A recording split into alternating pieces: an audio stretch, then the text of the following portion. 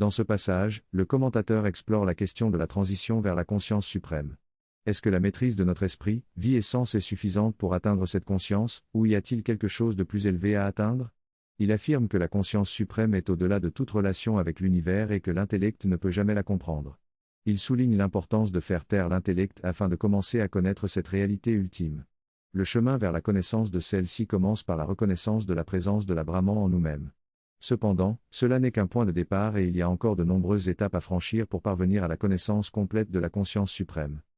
Dans ce passage, l'auteur explore la notion de l'inconnaissable et souligne l'incapacité de notre esprit, de notre langage et de notre perception à le comprendre ou à le décrire.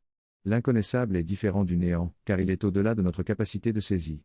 L'auteur utilise des mots comme négatif ou positif pour essayer de décrire cette idée, mais avance que ces termes ne peuvent pas véritablement définir l'inconnaissable. Nous utilisons des indications et des métaphores pour tenter de comprendre, mais elles ne peuvent pas vraiment le représenter. En fin de compte, il est affirmé que notre connaissance est limitée et que nous ne pouvons qu'indiquer, plutôt que de véritablement connaître l'inconnaissable. Dans cet extrait, l'auteur réfléchit sur notre capacité limitée à connaître et à décrire l'univers. Il souligne que nous ne pouvons prétendre connaître la réalité ultime de l'univers, car nos connaissances sont basées sur nos sens et sont donc limitées. Même si nous explorons les apparences et les formes de l'univers, nous ne pouvons pas les connaître réellement, mais seulement les spéculer. Nous sommes conscients que nos spéculations sont limitées et souvent erronées. L'auteur mentionne l'expérience d'un yogi qui ne pouvait pas décrire son expérience transcendante avec des mots. Il souligne également que notre manière de connaître et d'exprimer les choses est fragmentée et limitée, et que nous ne parvenons jamais à exprimer la totalité de l'univers. En fin de compte, nous devons reconnaître notre ignorance et l'étendue de nos limites de connaissance. Dans ce texte, l'auteur met en avant la difficulté de véritablement communiquer et comprendre les expériences vécues par autrui. Il explique que même lorsque deux personnes sont dans les mondes subtils ou mentaux, la communication se fait par énergie ou idée, sans avoir besoin de mots. Les mots ne peuvent jamais pleinement décrire ce que l'on ressent, mais ils servent d'indice pour pouvoir se comprendre mutuellement. L'auteur souligne que notre expérience personnelle est la seule base que nous avons pour comprendre l'univers, et que nous devons regarder au-delà des formes pour comprendre les principes qui les sous-tendent. À travers la vie et l'esprit, nous pouvons accéder à une connaissance mentale supérieure qui nous donne une idée de la réalité ultime. Cependant, l'auteur admet que nos connaissances sont limitées et que nous ne pouvons prétendre connaître pleinement la réalité absolue de l'univers. Nous ne pouvons qu'effleurer cette connaissance en nous appuyant sur des idées fondamentales qui agissent comme des portes vers cette réalité. Pour résumer, l'auteur reconnaît la difficulté de comprendre les expériences des autres et d'accéder à la réalité ultime de l'univers.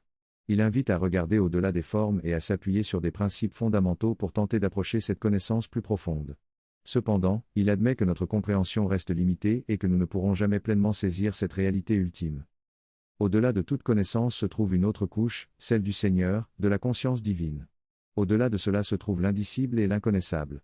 Si nous pouvons à peine connaître cela ou ne pas le connaître du tout, il est hors de question d'en être sûr. Mais heureusement, ce n'est pas tout.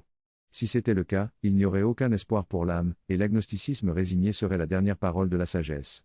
Heureusement, ce n'est pas tout. Le suprême se manifeste à la fois dans cette connaissance supérieure, propre à notre mentalité, et de la manière qui lui correspond. Il se donne à connaître selon le niveau de connaissance. Le suprême se donne donc à connaître à la fois dans cette connaissance supérieure et dans notre mentalité, chacun à leur manière. Nous pouvons donc l'atteindre en suivant son chemin. Cependant, il est crucial de ne pas considérer notre mentalité limitée comme une connaissance complète et de ne pas se satisfaire de cela. Dans ce texte, il est souligné que dans la recherche spirituelle, il est important de ne pas s'arrêter à un état d'expérience ou de connaissance satisfaisant, car il y a toujours une possibilité d'aller plus loin. Certaines personnes peuvent penser qu'elles ont déjà atteint leur objectif spirituel, mais il est affirmé que cela est dangereux car il y a toujours un sommet plus élevé à atteindre. Le chemin spirituel est décrit comme une ascension de sommets successifs, où chaque sommet atteint ouvre la voie vers un sommet encore plus élevé. Il est donc conseillé de ne jamais se contenter de ce qui a déjà été atteint, mais de considérer chaque expérience comme le début de quelque chose de plus grand. Il est également mentionné qu'il est essentiel de purifier l'esprit et d'augmenter sa capacité de connaître afin de pouvoir connaître la réalité divine au-delà des formes et des phénomènes du monde matériel. L'accent est mis sur la nécessité de distinguer entre la forme externe du Brahman et son essence réelle. Le texte suggère que pour cela, il faut dépasser les formes matérielles, vitales et mentales pour accéder à l'essence qui se cache derrière elles. Le texte laisse entendre, que la suite du texte approfondira cette idée et expliquera comment on peut parvenir à cette compréhension transcendante. Ce texte parle de la connaissance du Brahman, la conscience suprême, au-delà de l'univers dans lequel nous vivons. L'auteur explique que cette connaissance dépasse la forme masculine et les phénomènes de l'univers, et qu'il faut aller au-delà de ses apparences pour toucher le corps du soi, qui comporte différents niveaux et degrés de conscience menant à la liberté totale au-delà de la forme. L'auteur fait une analogie avec la légende indienne de sage Agastya buvant l'océan pour exposer les démons cachés en dessous.